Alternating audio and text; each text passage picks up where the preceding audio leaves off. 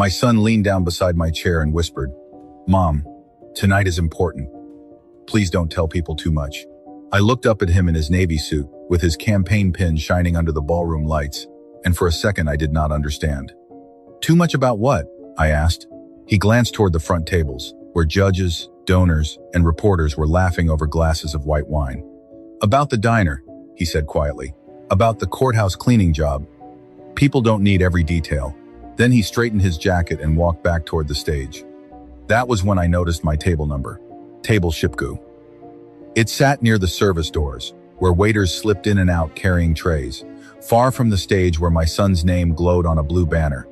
Adrian Calder. Integrity. Service. Family. Family.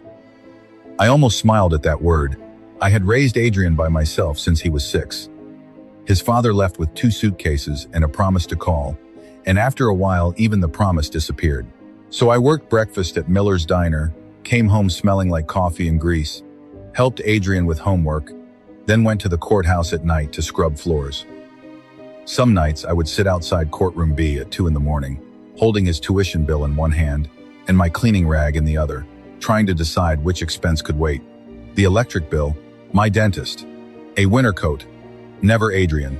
When he passed the bar exam, he hugged me so hard I could barely breathe. "We made it, Mom," he said. But success has a strange way of changing some people's memory. By the time he started running for local office, we had become, "I worked hard, I sacrificed, I built this from nothing." And now here I was, tucked beside the service doors like the nothing he had built himself from. Adrian began his speech with a polished smile. "I come from humble beginnings," he said, "but I never let my circumstances define me." People applauded. Then an older man at the front table slowly turned around. Judge Whitmore. I recognized him immediately. Years ago, he used to stay late at the courthouse, and sometimes he would find me mopping the hallway while Adrian studied in the public law library. The judge stood. "Adrian," he called out, "is your mother here tonight?" Adrian froze. The room followed the judge's gaze to Table Shipgu. My son gave a tight laugh. "Of course, she just prefers a quieter seat." That was the moment I stopped protecting him. I opened my purse and took out the envelope I had carried for years. Tuition receipts, bar exam payment slips, and the old courthouse badge with my name faded across the plastic. Judge Whitmore walked over and held the badge gently.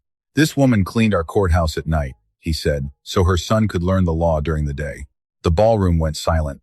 Adrian whispered, "Mom, please." I stood, placed my table ship card on the edge of the stage, and looked at him. "You were never ashamed of poverty," I said. "You were ashamed of the person who survived it for you." Then I walked out through the front doors, because I had spent my whole life opening doors for my son. That night, I finally opened one for myself.